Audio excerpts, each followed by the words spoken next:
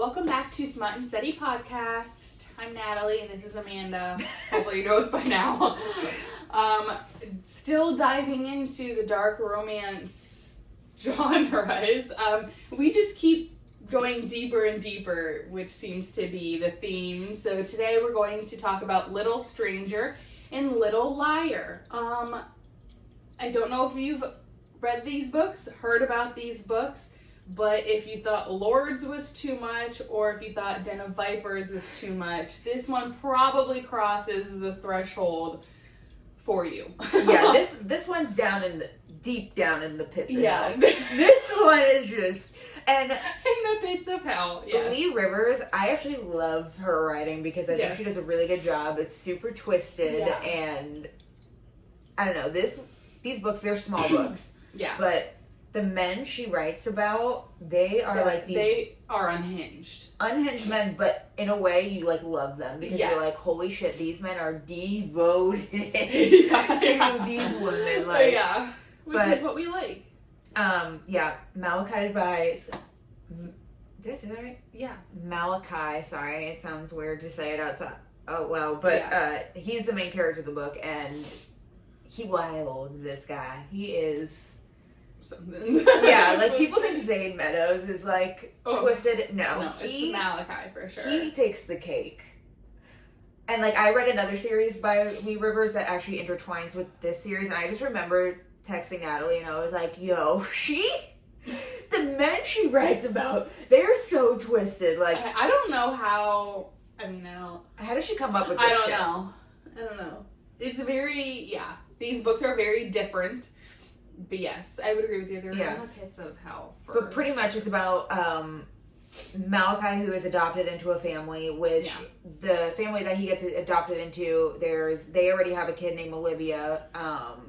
So he's been adopted by many families, but he always kept getting like sent back to like foster care or whatever. So they end up adopting him. They're like this rich family. He's a mute. So the beginning of the book starts off with the two kids meeting, and they're like small at this point. Yeah.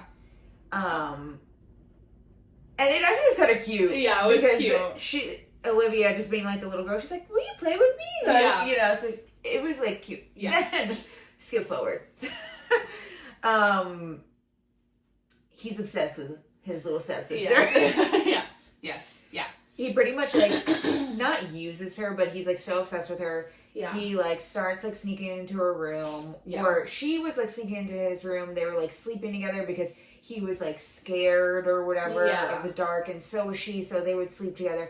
Then like one day they started doing things. Yeah, and it went from like sleeping together because they were scared to now it was like it was like, oh, like hold me while we're sleeping together, and then it'd be like, oh, like, let's have our clothes off. Or, like, oh, if I touch you, like, you know what I mean? Like, it was very, you know. And, like, he pretty much, like, said to her, like, after they already did things, he kind of was like, oh, I've never been with anybody before. And, like, the whole family speaks sign language at this point because, obviously, he's, like, a mute.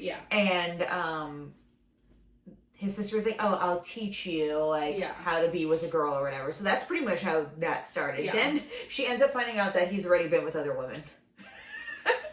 And that the whole time he was Anyway, they be doing it for a long time now, and he's just super obsessed with her. She starts seeing another guy because the mom wants her to marry another guy in total, so he gets pissed off and starts getting super spiteful. It's like this typical like super wealthy family, like you have to marry like other wealthy people, like this guy, like sort of thing. And at this point, like Malachi is so far in, like he is, I mean, his sense of reality was gone like a hot minute ago, but like at this point it's like that female is his, and it's just kind of like anytime anyone is like, oh, like wants to separate them or do anything, it's like just like something breaks inside of his brain, like something else just like You knew he was crazy though because there's a scene in the book, and this is towards the end of the book because like we said, this book is small anyway, but there's a scene, the parents don't like him and her hanging out. They think that he's a bad influence because he's like constantly doing drugs and whatever. Yeah. But there's a scene in the book where she gets mad at him because obviously she finds out that he hooked up with other people or whatever. Yeah. And then they, like any typical book, they're just like arguing. arguing. To be good for her. Exactly. Right?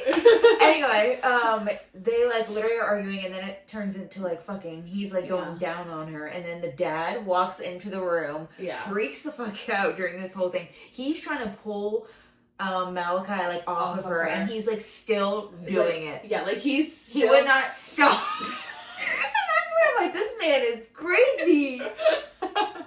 Yeah, he was like crawling to her at like one, but like the dad was like dragging him away, and he was just like, nah, man, like, I'm still gonna eat it. And then finally he gets so annoyed that he starts beating the dad up, like literally beating the dad to a pulp. Then the dad is like literally like pretty much dead at the bottom of the stairs. Yeah. Dead. Yeah. But it's one of those things where it's like, she makes you love him so much that you're just like, okay, like, obviously he's a freaking troubled kid, like he went from home, like he's a mute, like blah, blah, blah, all this sort of shit.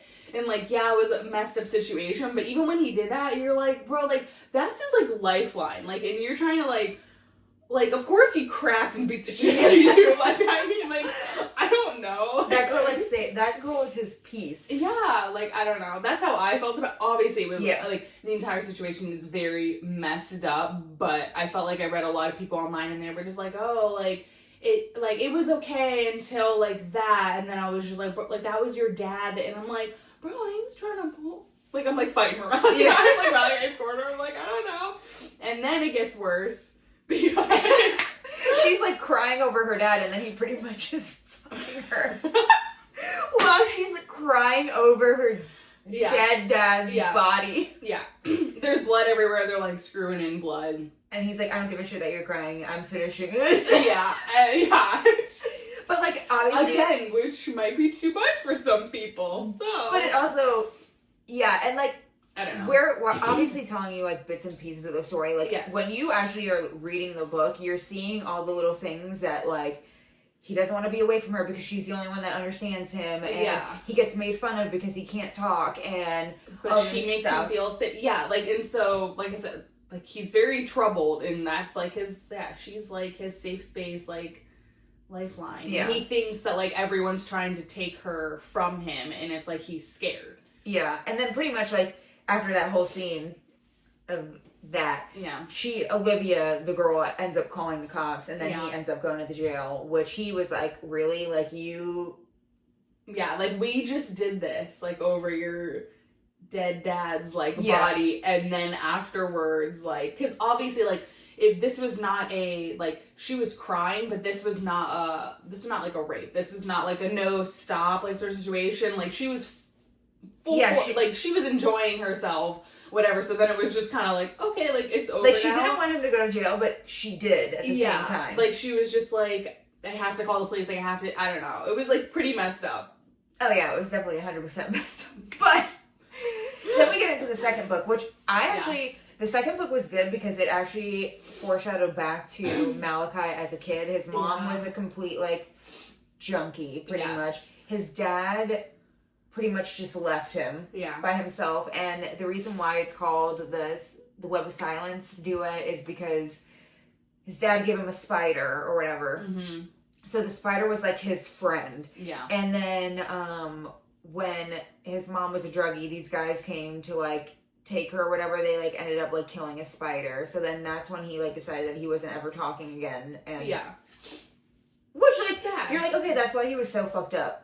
I don't know what I'm saying. Like, he was so fucked up in the head. Yeah. Like, and then you learn that, though, in the second book, because when you're reading the first book, you kind of see where he's, like, fucked up, but then, like, you actually get the backstory to it. Yeah, and you're like, okay, well, poor kid. Yeah, and then he's in jail. Yeah. He comes out of jail. Yes. Of course, he's stalking Olivia. Yeah, Olivia doesn't know that, like, he's out or whatever. Like, she's, like, trying to move on. I don't know, and move on. He learned how to talk. Yes. Not the best, but he, like... Yeah. While he was in jail, he's like, okay, well, if I'm going to see her, I'm going to speak or whatever. So, pretty much, this just becomes a stalker book. Which we love, though. So we love this. Yeah. So yeah, he pretty much stalks Olivia. He gets an apartment right next door to her. She would get like super drunk on the couch. He would sneak into the apartment. I don't remember. Was he doing things with her? I think he was. I think he was. The crazy bastard. Yeah, and then she realizes it was him. Yeah.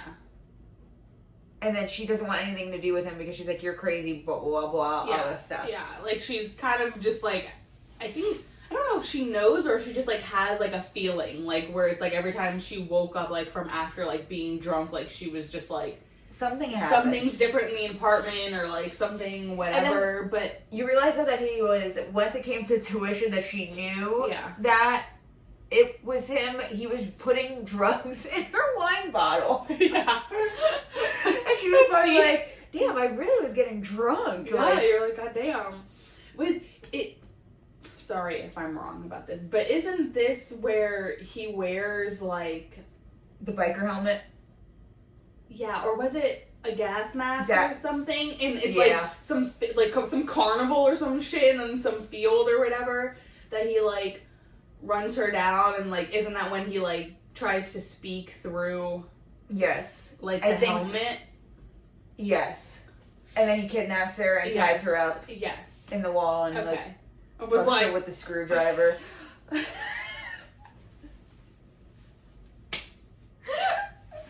God, we love these books. We fight for these books so hard, and then Amanda throws in, like, the one, like, totally, like, off the wall thing that, like, I clearly forgot or blocked out, and then I'm just like, damn, like, how are we sitting in front of this camera fighting for these books? And then she's like, yeah, with a screwdriver. Yeah, listen, some people are probably into these things, so, you know. Yeah, whatever.